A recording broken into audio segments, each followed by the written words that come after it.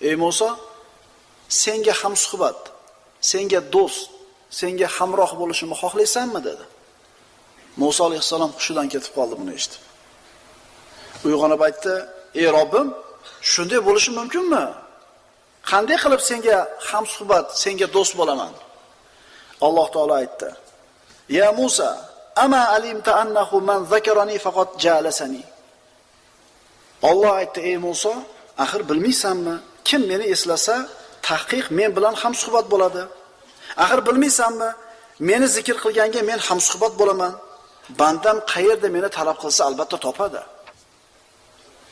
Munojotda bo'lsin banda. Basrali kishi davom etadi. Omir ibn Abdulloh bomdodni o'qib bo'ldi, keyin yana duo qildi. Parvardigor, ana tong ham otdi. Seni fazligini umid qilib odamlar harakatga kelishdi. Ularni har birini senda